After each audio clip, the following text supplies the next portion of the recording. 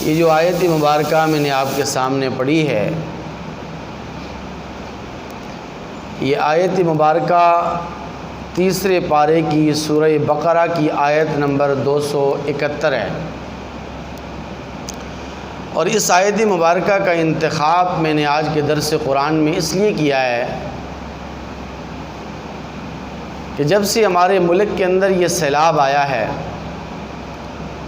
اور سیلاب کے متاثرین کی جو امداد کا سلسلہ جاری و ساری ہے،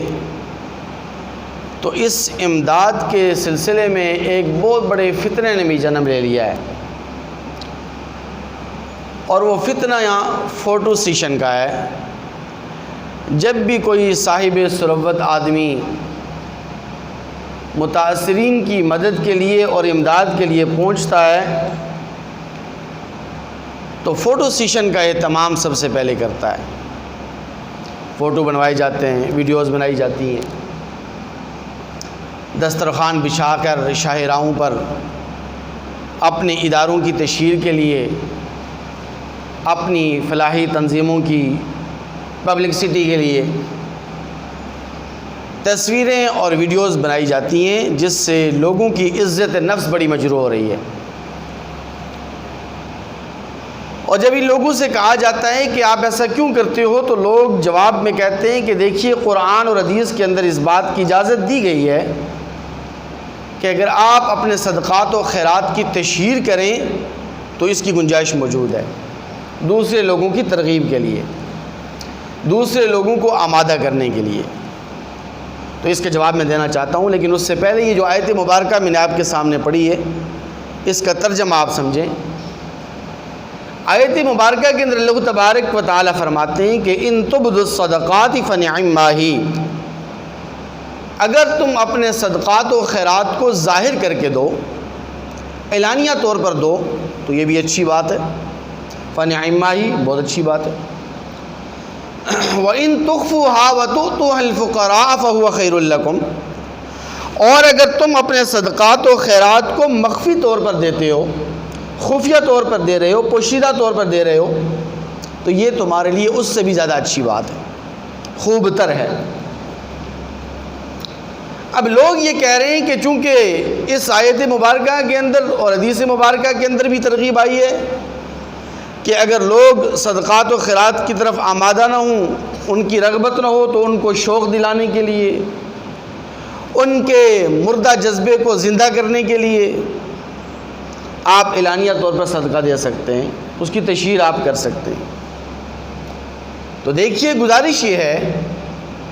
کہ اس آیت مبارکہ کی روشنی میں مفسرین اکرام نے اور فقہاء اعظام نے یہ مسئلہ لکھا ہے کہ یہاں دو باتیں ہیں۔ پہلی بات یہ ہے کہ صدقات کی جو دو قسمیں، ان کو مد نظر رکھا جا رہا ہے۔ بعض صدقات ایسے ہوتے ہیں کہ جو نفلی ہوتے ہیں، بعض صدقات ایسے ہیں کہ جو واجبات میں سے ہیں۔ نفلی صدقات جیسے عام طور پر لوگ صدقات و خیرات کرتے ہیں، اور واجب صدقات سے مراد زکوٰۃ وغیرہ ہے، فطرانہ ہے وغیرہ، اس کو واجب صدقے کہتے ہیں۔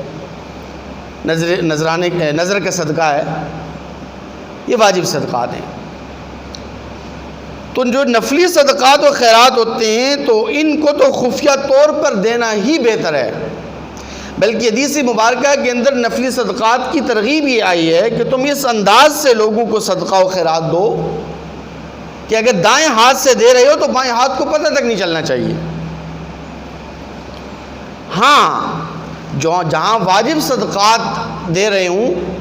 تو اس علاقے میں یا اس ملک کے اندر یا اس قوم میں لوگ واجب صدقات کے اندر غفلت کا شکار ہیں، لوگ واجب صدقات دینے کا اہتمام نہیں کرتے، تو وہاں پر اگر آپ واجب صدقات یعنی زکوٰۃ وغیرہ اعلانیہ طور پر اس نیت کے ساتھ دے رہے ہیں کہ لوگوں کو بھی ترغیب ہوگی، لوگ بھی اپنے واجب صدقات کی ادائیگی کا اہتمام کریں گے، تو وہاں پر آپ تشہیر کر سکتے ہیں، اعلانیہ صدقہ دے سکتے ہیں، ظاہری طور پر صدقہ دے سکتے ہیں۔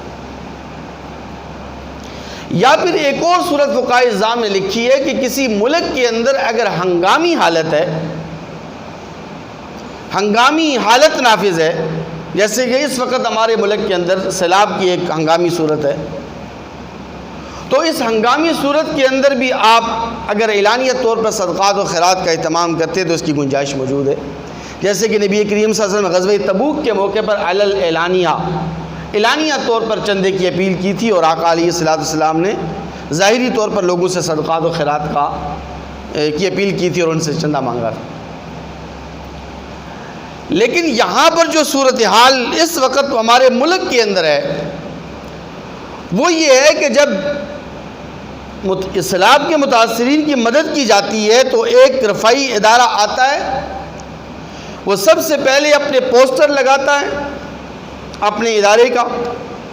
یا فلاحی تنظیم ہے تو وہ اپنی تنظیم کا پوسٹر لگاتی ہے، دسترخوان بچھایا جاتا ہے شاہراہوں پر، سڑکوں پر، گلیوں میں، چوراہوں پر، اور اس کے بعد پھر لوگوں کی ویڈیوز بنائی جاتی ہیں، لوگوں کی تصویریں بنائی جاتی ہیں، پھر ان تصویروں کو مختلف گروپس کے اندر، مختلف سوشل میڈیا کے نیٹ ورکس کے اوپر شیئر کیا جاتا ہے، اس کی تشہیر کی جاتی ہے۔ اس کا سب سے بڑا نقصان یہ ہے کہ جو لوگ اس دسترخوان سے مستفید ہو رہے ہیں ان کی عزت نفس کا خیال نہیں رکھا جا رہا، کیونکہ سیلاب کے متاثرین یا ہنگامی حالت میں جو لوگ ہنگامی حالت سے متاثر ہوتے ہیں، ہنگامی حالات سے متاثر ہوتے ہیں، ان میں اکثر و بیشتر لوگ ایسے بھی ہوتے ہیں کہ جو صاحب ثروت ہوتے ہیں، اور ان کی معاشرے کے اندر، اس ملک کے اندر، اس علاقے کے اندر ایک عزت ہوتی ہے، ایک مقام ہوتا ہے، تو اس سے ان کی عزت نفس کا خیال نہیں رکھا جاتا، ان کے وقار کا خیال نہیں رکھا جاتا، ان کا وقار مجروح ہوتا ہے، ان کی عزت نفس پامال ہوتی ہے، تو اس کی تو شریعت میں بالکل گنجائش موجود نہیں ہے۔ تو خلاصہ کلام یہ ہے کہ اگر آپ نے اپنے ادارے کی تشہیر کرنی ہے یا لوگوں کو ترغیب دینے کے لیے اگر آپ تشہیر کر رہے ہیں، یا آپ کی مذہبی تنظیم ہے، دینی تنظیم ہے، اور اس تنظیم کے متعلق لوگوں کے ذہنوں کے اندر مختلف قسم کے خیالات، وساوس یا پروپیگنڈے اور سازشوں کا شکار ہے آپ کی تنظیم، آپ کا ادارہ، لوگ آپ کی دینی اور فلاحی تنظیم کے متعلق بدگمانی رکھتے ہوں، تو آپ لوگوں کی ذہن سازی کے لیے اگر آپ اپنی فلاحی تنظیم کی تشہیر کرنا بھی چاہتے ہیں، اپنے ادارے کی تشہیر کرنا بھی چاہتے ہیں، تو حتی الامکان اس بات کی کوشش کی جائے کہ لوگوں کی عزت نفس مجروح نہ ہو، لوگوں کا وقار مجروح نہ ہو، ان کی تصویریں نہ شیئر کی جائیں، ان کی تصویروں کی اور ان کی ویڈیوز کی پبلکسٹی نہ کی جائے، اس لیے کہ اس سے ان کی عزت نفس کیا ہوتی ہے بھئی، مجروح ہوتی ہے۔ تو اس بات کا خیال رکھنا فلاحی تنظیموں کے لیے، فلاحی اداروں کے لیے بہت زیادہ ضروری ہے۔ اللہ تعالیٰ سے دعا ہے کہ اللہ تعالیٰ ہمیں عمل کرنے کی